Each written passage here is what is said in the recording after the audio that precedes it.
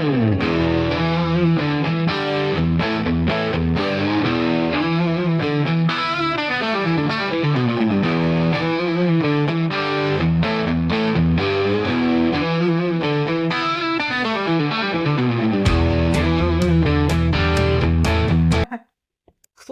is a longevity journalist, biohacker, host of 90% Healthy podcast, and is currently working on a book. She is on a mission to help people understand and optimize their health. Oh my God, I really screwed that up. Let's just go back from the beginning. Let's go. Why? Let's put a little thing there so I don't do that again. Okay. See, now I have to say your last name so many times that I should know it by heart. Claudia Balog is a longevity journalist, biohacker, host of the 90% Healthy podcast, and is currently working on a book. Her mission is to help people understand and optimize their health, one story at a time, without losing their mind in the process. Oh, that is refreshing. With over a decade of international reporting experience, Claudia brings a unique investigative perspective to health media. Her work has been featured in Muscle and Fitness, that's awesome, and numerous other print broadcast and digital publications over the years, where she has specialized in rigorous research and real-world application of health science.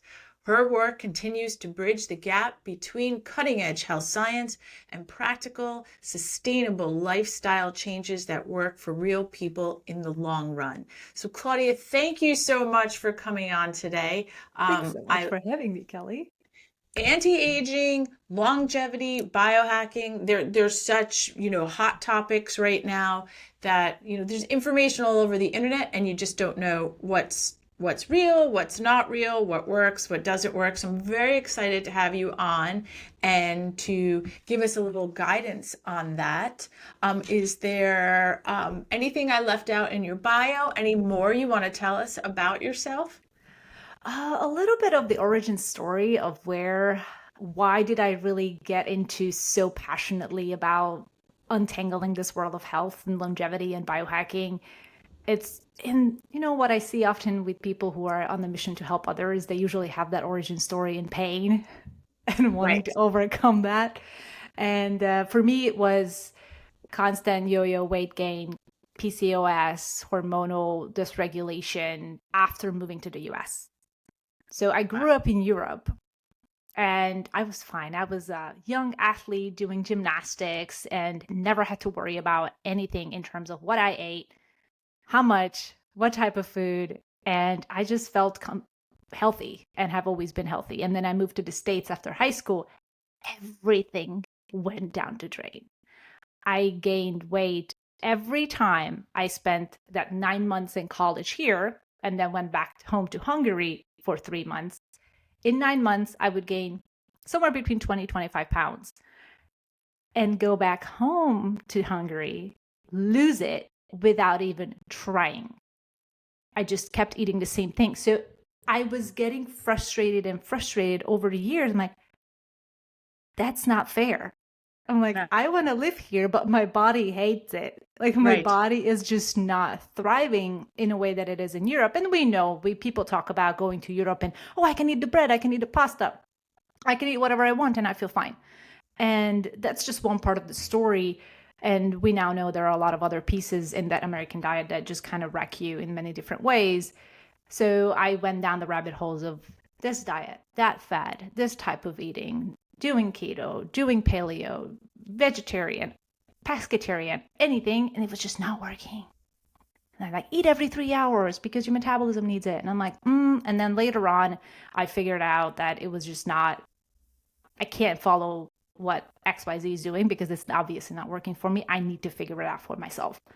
And that just kind of went into that's when biohacking started to become a little bit more mainstream. And I started to understand that I can take agency over my health. So one of the first things that I did was a 30-day sugar detox. For 30 days, I ate no sugar at all. And that really allowed me to understand, one, I have a huge sweet tooth, but I can still feel satisfied. Two, fasting started to become something that I started to practice pretty intermittently, and starting to understand how it impacted my hormones and cycle and timing around that. And things started to shift. One of the main things that I had that was the biggest aha moment was when I had a test by my gynecologist, that intravaginal ultrasound, and because I had PCOS, it manifested in cysts in my ovaries. So I had 6 cysts in both ovaries. And he would tell me, you're fine. I mean, these are just benign. They're going to be okay. They'd stay. And I'm like, that's not normal. I don't want to be fine. And this is where my whole book is all about. It's just, I don't want people to be fine. There are ways that you can feel damn good. So when I went down to this whole understanding, okay, cysts in ovaries are not okay. I need to figure this out in a very natural way and lifestyle change way. And then the sugar detox came on and started to do intermittent fasting and high intensity interval training. That 6 months period, but I was very restrictive. I have to say, I was a little obsessed. I went back to my gynecologist, did another ultrasound. All the 6 cysts in each ovaries were gone. Wow. He didn't know that he was looking at the same person or not. It was like, they're not here. Like, there's nothing. And it still gives me chills. I'm like, yeah, I did that. Not a medication did that.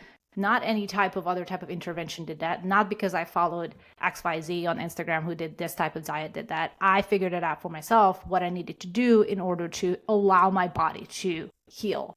And I think that's one of the things that I really want people to start to get back into practice, is understanding the signs that your body is telling you, because it's constantly telling you what's missing, what you need, and what it is hungry for.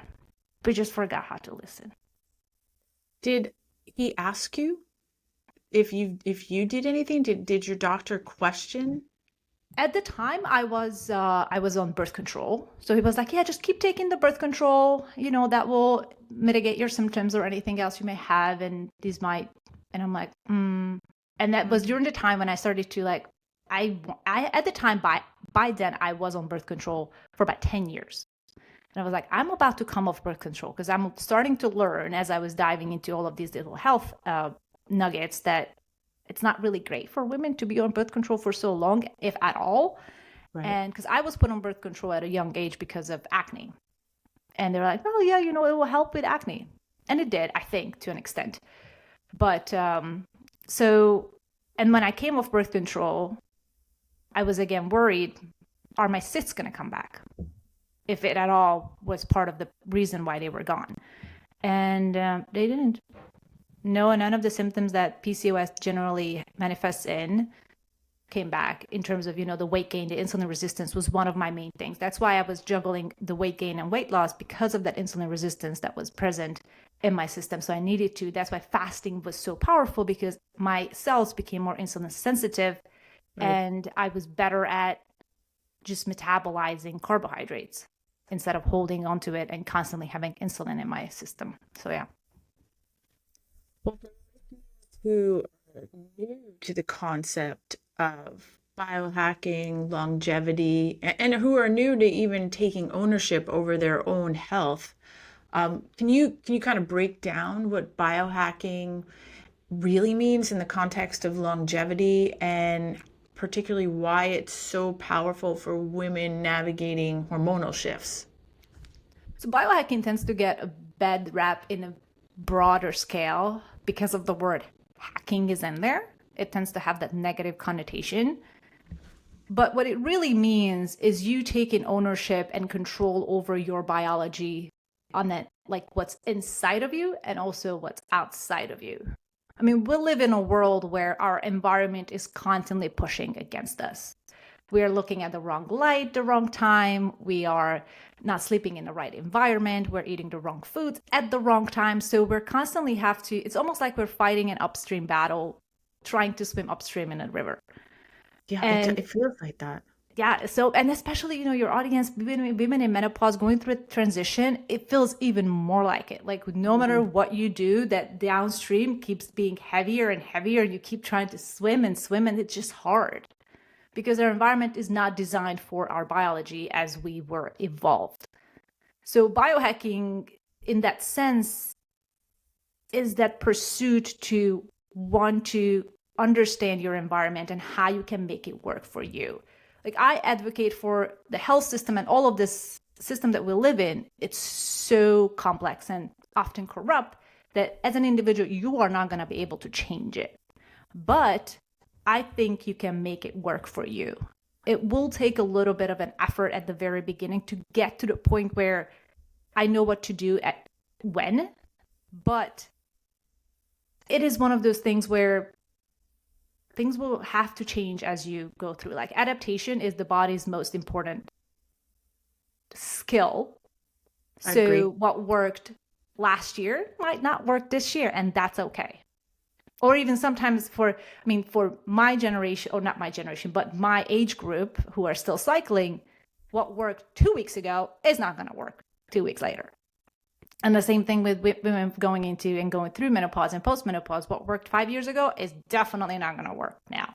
So it's just one of those things with biohacking and understanding that your environment is changing, your internal environment is changing, and you're going to have to adapt your lifestyle choices according to that so your body can have what it needs in order for you to feel freaking awesome. So it's all about feeling amazing, but through making it work for you.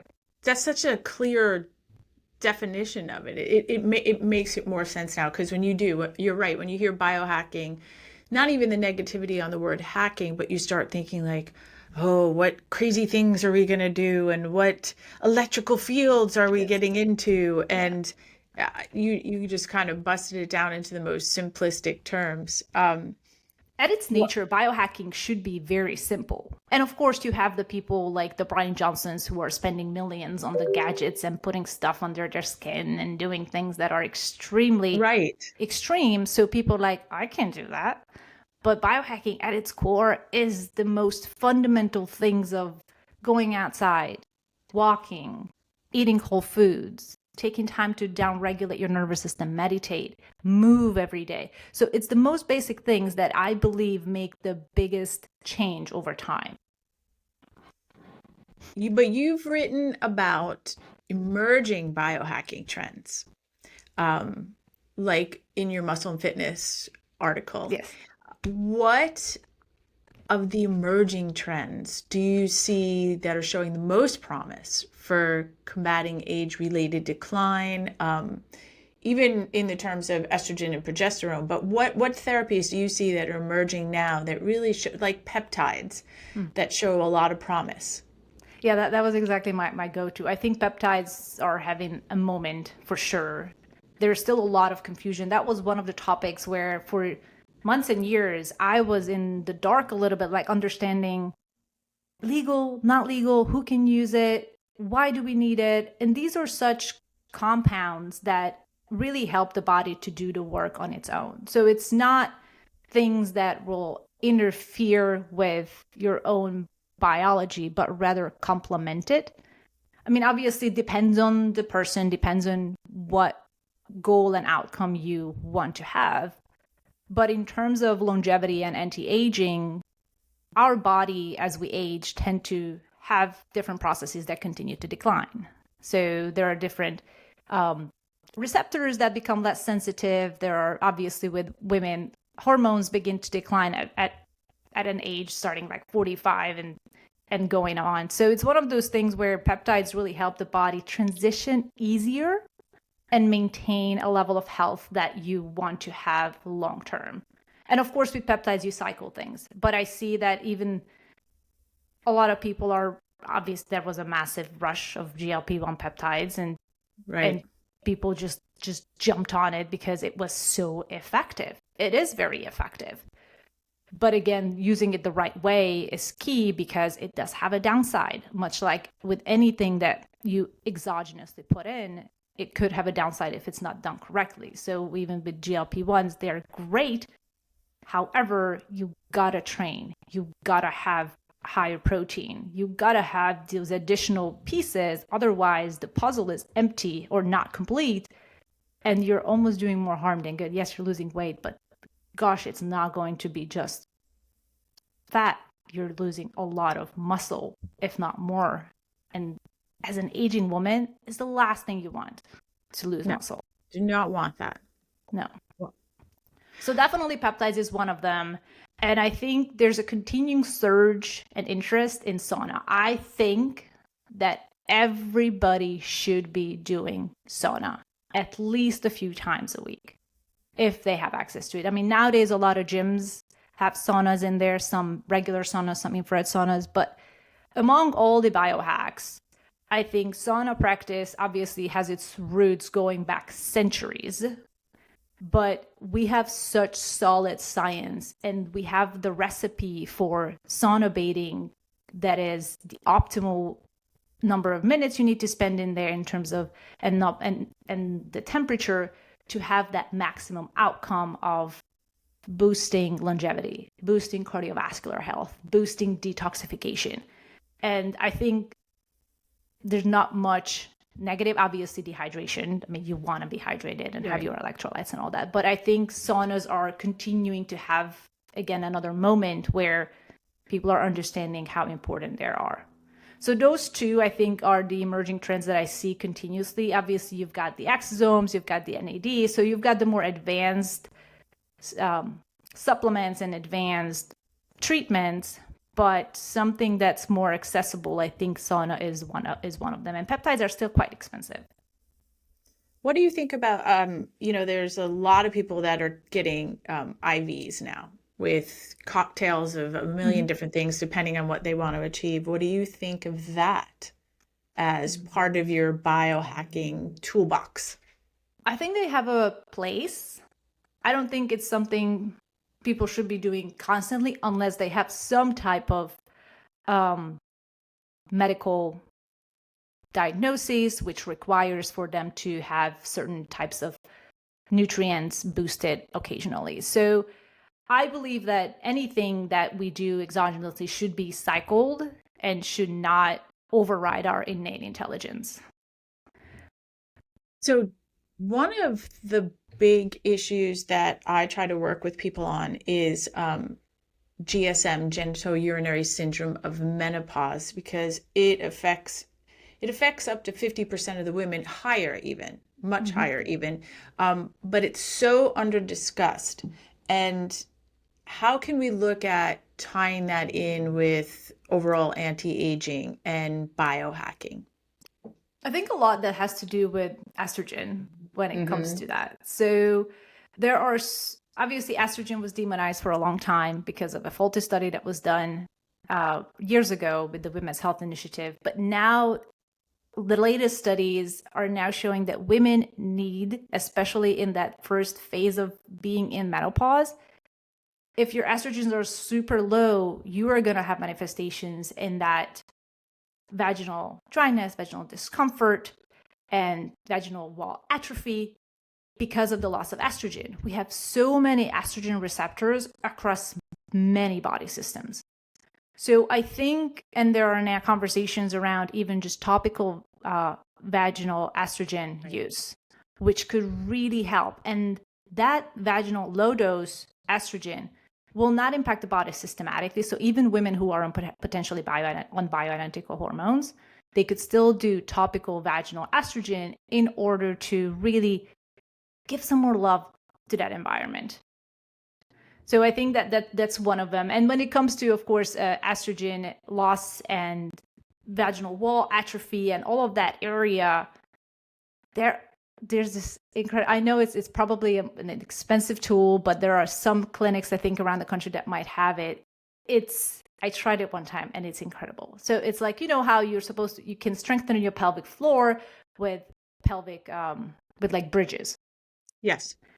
And this is like a chair that you sit on, and it uses ultrasound frequency. Oh, wow. You're sitting on it, and it literally is targeted into your pelvic floor, and it contracts it. Like, you know, the machines what you put on your stomach and it contracts your abs? Right. Yeah. It does the same thing. You're sitting on it. It's just a chair. You're sitting on it, and it contracts your pelvic floor. And it's incredible. It's shown incredible results it's an FDA approved device or cleared. And it's incredible for women, you know, with incontinence, with just pelvic floor weakness.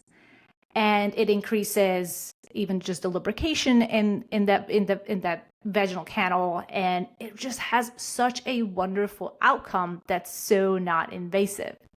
And you sit on it for like 20 minutes and your pelvic floor gets a workout. It's quite an interesting feeling.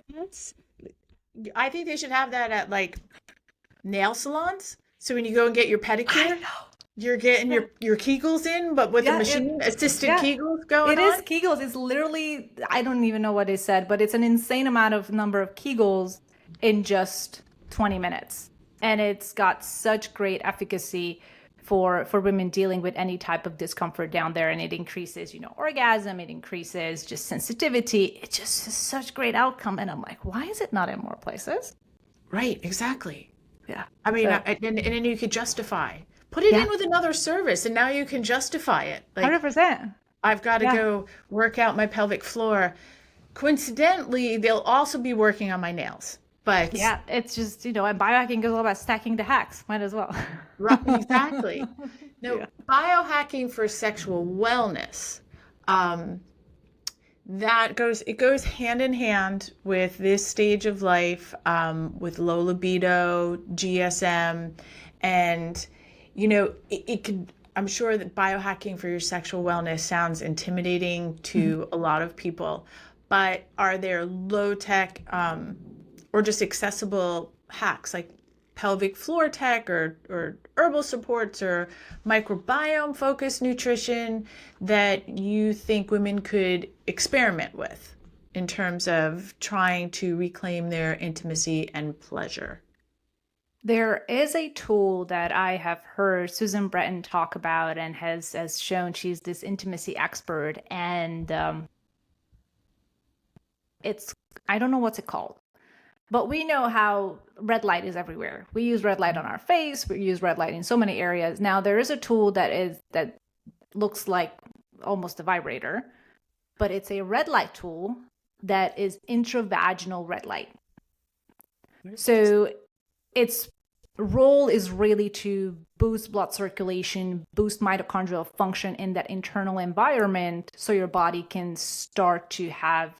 But it's one of the things that we experience with just loss of estrogen in that vaginal environment is really that loss of blood flow, which brings less immune cells in that area, which also with that, the environment becomes more alkaline, which is great environment for bacteria to thrive. So people tend to get more UTIs. And when they get UTIs, they're put on antibiotics, which kills their microbiome. So it's just such a terrible downward spiral that is really sad. And if we can just try to optimize that environment through different methods like red light, like exercises, and you could do your Kegels, and you should be exercising. And because that is area as a muscle. It's such an important muscle, but it atrophies with the loss of estrogen. And I 100% agree with you how you mentioned probiotics, especially if somebody has had symptoms of UTI and they've been put on antibiotics. Supplementing with a probiotic and prebiotic, or eating pre and probiotic foods and having that microbiome support is so key, not only for the gut, but for that vaginal microbiome as well. Because it just comes together as an ecosystem that is either supporting you or is literally wreaking havoc in how you feel. So yeah, it's that light that I would recommend, and again, that topical vaginal estrogen. Those have had some great results. And that chair. Let's not forget about the chair. And the chair. Yes, the chair is very interesting. Yeah. So with couples now, with sexual wellness, it's not just a physical, it's an emotional and relational too. Are there any biohacking techniques out there to help couples get together, to foster their connection, to kind of try to plug in desire again? I think one of them is just awareness on both of their end. That's where it's got to start. And yes, the women will have to, understand what is happening in their biology and neurochemistry, because we know that estrogen has a massive impact on the neurotransmitters that our brain is utilizing to either downregulate or feel motivated or feel loved or feel connection or feel calm. With the drop of estrogen, all of those also go down the drain. So first, the women needs to understand this is happening, and then their partner should also be curious to understand what is going on in my partner's head, in my partner's hormones. And once you know that, once you see that things are shifting, because usually women hitting menopause and postmenopause, they could be a little bit more agitated. Their serotonin levels are lower, their oxytocin levels are lower, so they may need some extra love in order to truly feel loved. They might get anxious much faster, and they might have a shorter fuse during that time. And if their partner understands that it's not their fault, it's their hormones that are just not exactly in balance at the moment, then they can help them with a little bit more empathy, with a little bit more care, with curiosity. How can I make you feel loved right now? And I think it's really important for women to, first of all, not feel guilty for being agitated and not beat themselves up over having a short fuse, because it's literally their brain is not getting that neurochemical push that it used to. And if the partner is not game in the whole transition and they're blaming them for why are you like that? Why are you crazy? Why are you jumping at me like that? Then it's just gonna again go down to the downward spiral where they feel guilty. They feel like their body is just not working in a way that it used to, and it's their fault, and they don't know what to do about it, which is the most frustrating. And it just continues to go that shaming environment. So I really would encourage women and people who are living in partnership to have conversations about these different seasons of life, especially with women going through these transitions. I mean, even I communicate my cycle phases with my partner. Like, hey, I may be a little bit more emotional. I may be a little bit more this and that because this is the season of month I'm in.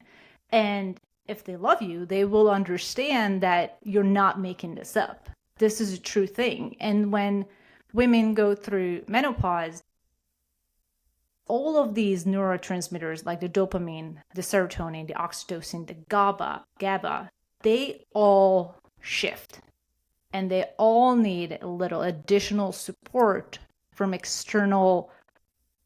I go lifestyle first.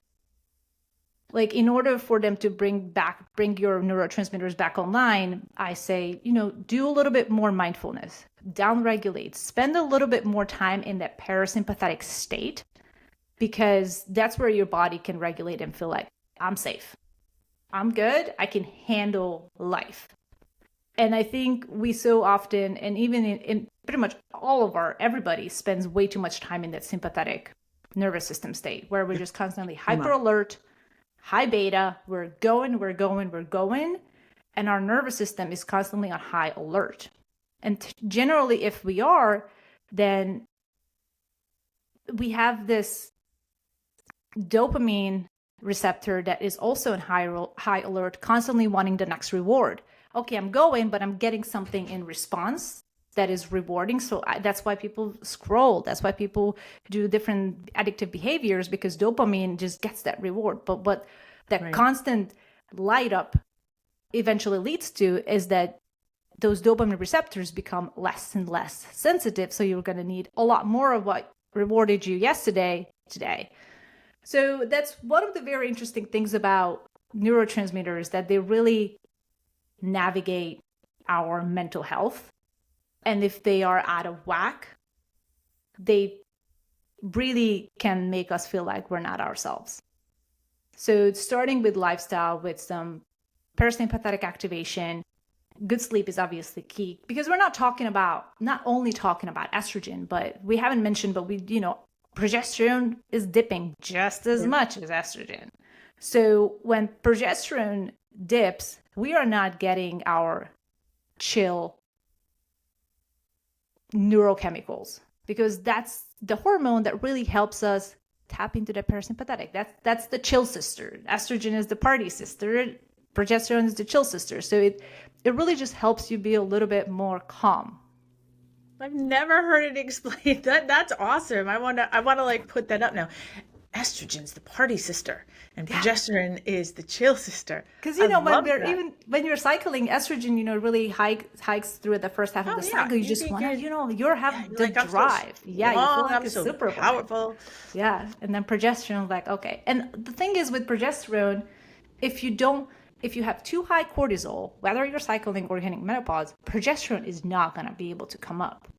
So that's No. why you really need to regulate your stress response and how you navigate this world that is inherently stressful. So it's a lot of work on our end, but I believe that through small practices that are consistent and don't drive you crazy, you can achieve that. And of course, there are supplements, so we can talk about that later. But yeah, Yeah, that was my question. So if someone wants to really like they want to take charge of their health, they want to start this process, then they don't know where to start. What would be like the first few items that you would say that could get them started towards looking at their own health, looking at what's going on, and start their journey? as with any biohacker would say, test. We gotta understand where you are, because without it, you're literally just shooting darts in the dark.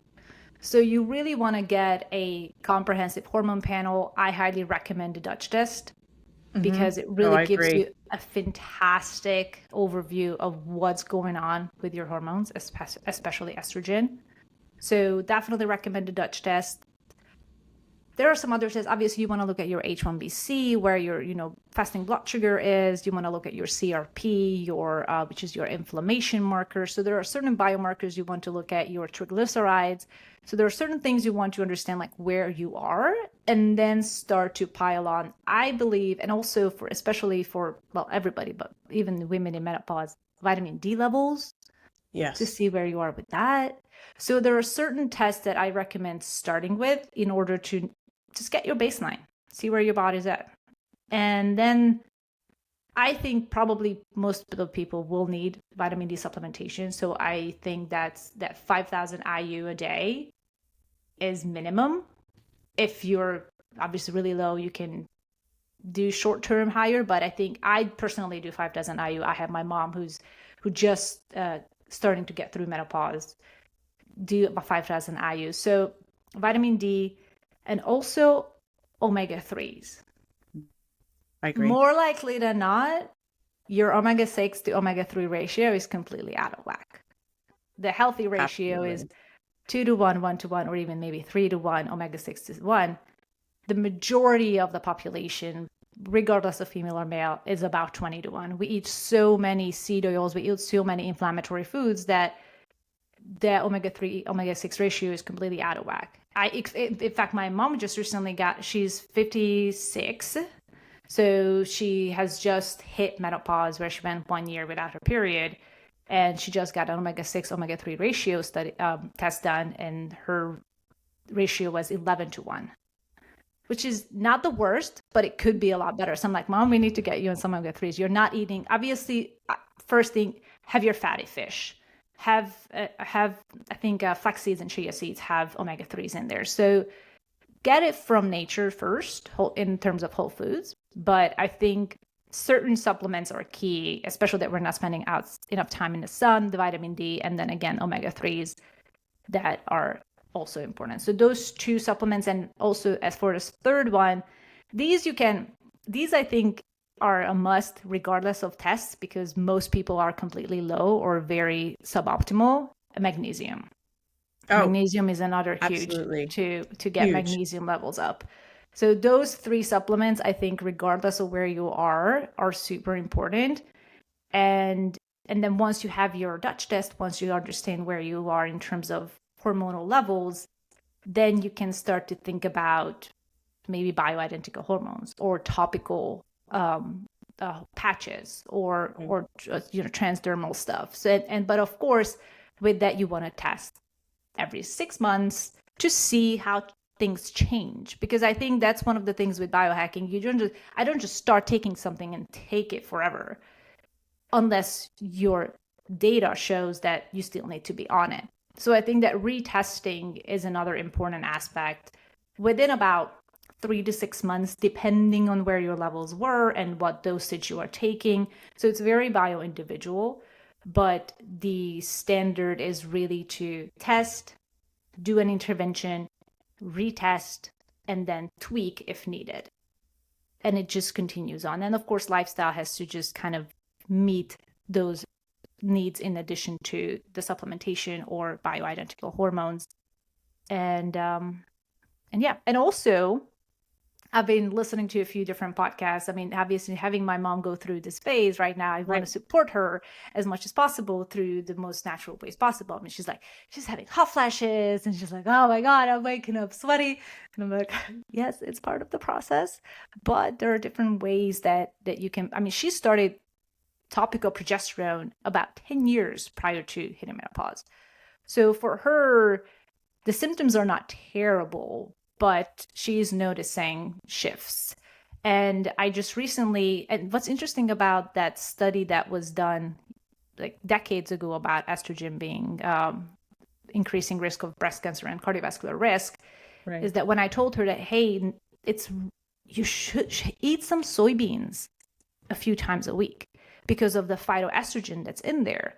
And she's like, well, but isn't estrogen not great? I'm like, that study and those headlines are still in people's heads that were years ago. Yeah.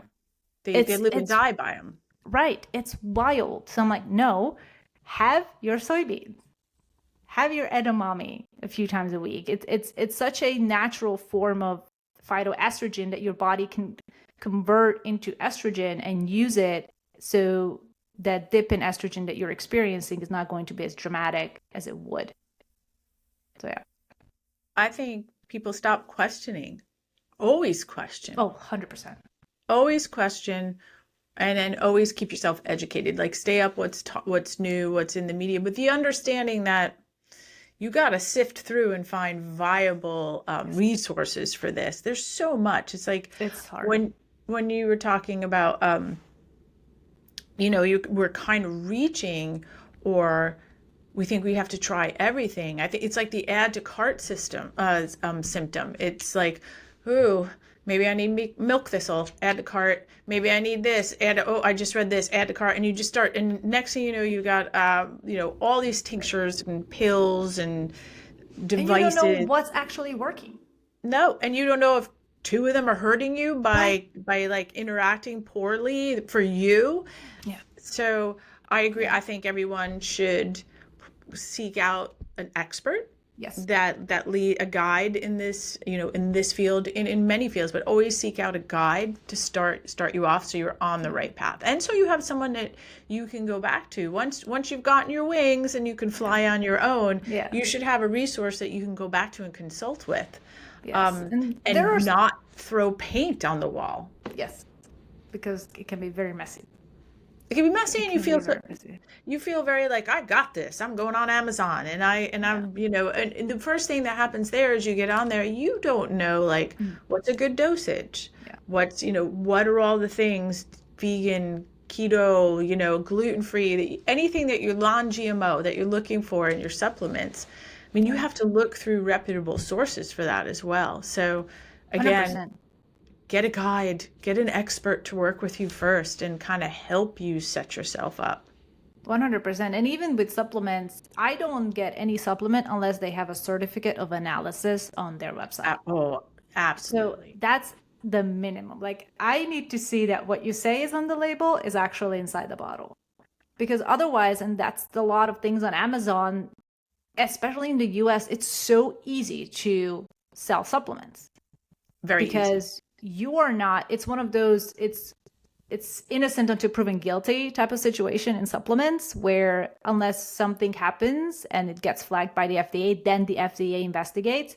But until then, you have free reign. I mean, that's why, there were so many headlines and studies that have come out with Amazon, particularly around the NMN, in the longevity space, NMN supplements, where there was hardly any NMN active ingredient in those supplements majority of them that were sold on Amazon. So there were brands that were just selling NMN supplements because it was the hot thing a few years ago.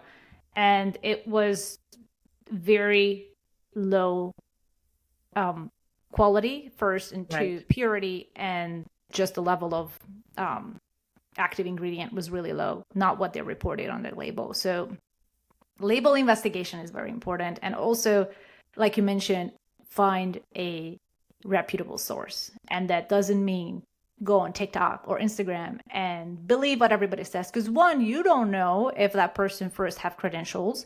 And two, you don't know if they're being paid to say what they're saying. Correct. So many times that people just take on affiliate relationships because, oh, it's another revenue stream for me. I just have to talk about this. But not everybody. And of course, there are exceptions. There are a lot of people who are fantastic in sharing information about supplements and about different stuff. But there are a lot of people who are just sharing for the sake of sharing and for them to give a code out. And because their audience trusts them, like, oh, XYZ told me, it's got to be good. So just have to find, like, I have a handful of people in certain areas of health and longevity who I go to, or I'll listen to, because I know that they do the work themselves. And the stuff I talk about, it's not something I talk about because I'm paid to talk about it or because I saw one person talk about it. I generally aggregate a lot of information from a lot of experts and doctors and physicians and scientists who study this stuff and then share it, whether on social or through different avenues. So I think the source is key, because it's really easy to, one, be confused, and two, be misled. I agree. And do the wrong thing. Well, you have a new book coming up. So can you tell us a little about that? It's very exciting. So it's all revolved around, the title is still a working title, and I'm not sure if I'm going to go with this because my podcast is 90% healthy. So I was going to go with the book with 90% healthy method, but then my initial sort of visceral title that came with me for years ago that I knew I wanted to write a book was because I constantly, having moved to the States and just really having a hard time figuring out my health here, I have this F the American diet. And we're not just talking about food, we're talking about all the things that are being fed to us. And bringing 90% healthy, 90% method as a solution to that. So the whole book is revolved around the things that are misleading you, whether it's studies, whether it's organizations, whether it's just the social world that we live in, and the obsession over perfection, which I feel a lot of people in the longevity biohacking place fall into. I used to be in that group where, like, I need to restrict everything. I need to control everything. I need to know what I'm doing, and I'm not doing this, even if it's somebody else's birthday. So I wanted to create a framework that offers liberation as opposed to creating the self-engineered prison. So the 90% healthy method is really understanding what the system is and how to make it work for you without losing your mind and feeling freaking awesome. And 90%, people ask me, like, why is it 90%?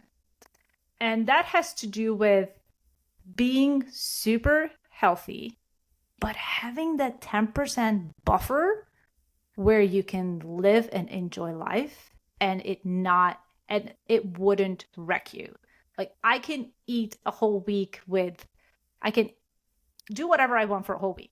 My body's not going to wreck, because it's the resilience that I have built over years that allows my body to adapt and then bounce back. So it's that flexibility that I think people are missing in today's health-seeking journey, where they either go all in and they restrict everything and I can't do this, I can't do that because my sleep is going to be wrecked. And it's almost like it steals them of joy. Like, you really enjoy life, but do most things right. And I think the 80-20 method gets you to 90% healthy. Like, it's not supposed to replace it. Doing 80% of the things right and then 20% of the things kind of okay will get you to being 90% healthy, so you're not just feeling fine. Because I describe feeling fine as frustrated. Hold on. Oh, why am I blanking? No, okay. Frustrated, ignorant, needy, and emotional. Frustrated because things that you're doing are not working. Ignorant because there's just so much information that sometimes you just go like, whatever. Needy because, oh, I'm just going to need the next diet, the next pill, the next juice cleanse, the next XYZ is going to fix all my issues. And emotional is because you're just unsure of what is going to ever make a difference. And I want to take people from feeling fine to damn good without losing their mind and having freedom to live life at its best while their body is not taking the toll along the way. So yeah, that's the book. I'm about 8 chapters in. Ooh. So I've got 4 more to go. You're almost there. Almost there. So it's interesting, and a lot of this come from there's a lot of stories within how my journey through obsession and falling into the wrong traps, following the wrong people have really led me to understanding what I look for and how I build a life where my health feels awesome. And there are things that I used to crave, I don't crave anymore. So it's people say, well, would you go to a junk food or a fast food restaurant? And I'm like, it's not something that I crave. That's not my cheat meal or whatever you want to call it. It's not my sort of way of going off track. I will have a cheesecake 3 days in a row because I would like that. So it's more so the sweets for me, and more so. And when people look at me sometimes like, oh, how many times do you work out a week? I work out maybe 2-3 times a week. Like, I'm not in the gym every day. And it's come to a point where my body adapts. And I think a lot of times it's that gut health that I was able to really heal through different foods or probiotics, and just really allowing it to work for me and not against me. And I have a lot more freedom that I ever had in my life, and I feel the best I've ever had. So it's where I want people to get to, where you feel awesome. You don't have to freaking kill yourself every day and restrict yourself. Oh, I can't do this. Like, I know my friend's mom would always tell me when I say that, yeah, this thing is not great and this thing has this ingredient in there, and she's like, there's nothing I can eat. And I'm like, well, there are swaps for everything nowadays that are not 10x the price. So there are ways that you can swap certain things out that work better for you and don't low-key poison you. I think you just have to find it. When you self-imprisonment, that's a really good way of saying it. When you become so fixated on what you're doing and so regimented, and you put yourself in this prison, and what people aren't understanding, they're like, maybe they're at 99% perfect, and they're proud of that, as they should be, that they are, they're doing all that they can, but they put themselves in this position that they're raising their cortisol, that they don't even realize it. They're raising their cortisol because they're so stressed out. If we travel, I can't travel because what am I going to eat at here and here, or I can't, like you said, I can't go to so-and-so's birthday because, then I have to bring all my stuff, and then that's socially awkward and things like that. They're their own little prison on their quest for optimal health raises their cortisol, and they're just going back in that vicious circle, and they don't even realize it. So, I love the idea that you have of 90% healthy, of leaving a little bit of room to love and live your life, because what is the point then of us being here? Yeah. But doing all that we can to work with our own bodies. I think that that's great. Yeah. Thank you. So people can follow you. Well, let's start with this. People can find you and listen to you on your podcast. Yes. And where is that streamed? So it streams everywhere you listen to your podcast, Apple, Spotify, it's on YouTube. So we also record through, I have a co-host who's a sports scientist. So we go back and forth between some science, and I bring it down to a level where people can take it home. I like that. So it's a nice little duo. And we record via Riverside, so it is also on YouTube. Oh, that's awesome. Yeah. And also one thing I wanted to say in terms of that self-imprisonment is, if you feel like you are controlling every aspect of it and just not feeling yourself, look at, and it goes back to, and it's been talked about a lot, so I'm not saying anything new, but the blue zones, people are living such a freeing life. They are eating most of the time whatever they want. They walk a lot. They spend time with their friends and family. They they really spend a lot of time outdoors. So going back to those, that's why I always talk about the most basic things are going to be the ones that you need to have as the foundation before you can stack any technology or anything on top of it. Like getting your nutrition, sleep, social life, stress, hydration under control and solid, and then you can build on top of that. Otherwise, it's going to be rocky, and you're like, I'm going to out supplement my sleep. You can't. I'm going to out supplement my diet. You can't. You can't do that. You need to have those solid foundation lifestyle choices and routines that set your body up to a strong base. So yeah, I just wanted to throw that in there because No, I people are think like, that's oh, it's I when we think talk that's about really good. restrictions, I it's think it's that it's that's those blue excellent zones. advice. Yeah. So So besides your podcast and your upcoming book, where else can we find you? so everything in all platforms as well as website, I'm under Longevity Journalist. So Longevity Journalist on Instagram, longevityjournalist.com is my website. And yeah, I write for Muscle and Fitness, so you can Google me. I'm currently working on a story about looking at how a whole day of Dunkin' Donuts would wreck your blood sugar. Oh, It was yeah. such a fun experiment. And it's not just the donuts, it's also the wraps, the sandwiches. So for a whole day, I ate Dunkin' Donuts, but with the goal to hit 100 grams of protein. So I wanted to hit my protein as a person who, you want to get, and it was zero point 0.7. So it wasn't even 1 gram for body weight protein. But I wanted to hit that 100 grams of protein. But in order to do that, I had to eat every 3 hours. And the macros were just completely different from what I am used to. And my blood sugar, I was wearing a CGM, a continuous glucose monitor at the time, which I also recommend people to start, do a whole month or a couple of months of wearing a CGM to understand how your body reacts to carbohydrates and food and lifestyle.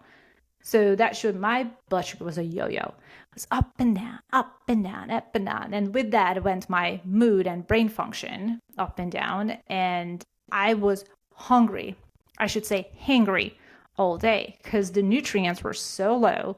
Fiber was hardly existent. So my body was just starving, even though I had like 2,400 calories and I ate every 3 hours. But it was just not the right, obvious amount of macros.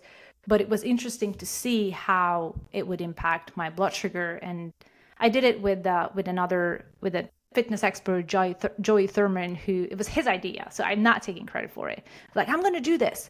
And I'm like, okay, I'll write a story for Muscle and Fitness, but let me join you to see how it impacts men and women differently. So that story should be coming out. I did not in the end of September, I think. So that was interesting. I'm excited for Yeah. that So one. Muscle and Fitness, they can find me. I have multiple stories on there and different interesting longevity, biohacking, or health optimization topics. Well, I want to thank you so much. I know we could sit here and talk for hours and hours and hours. But I want to thank you for coming on and kind of introducing us and giving us like our little starter journey on longevity, aging, anti-aging, not aging, and Nope. biohacking.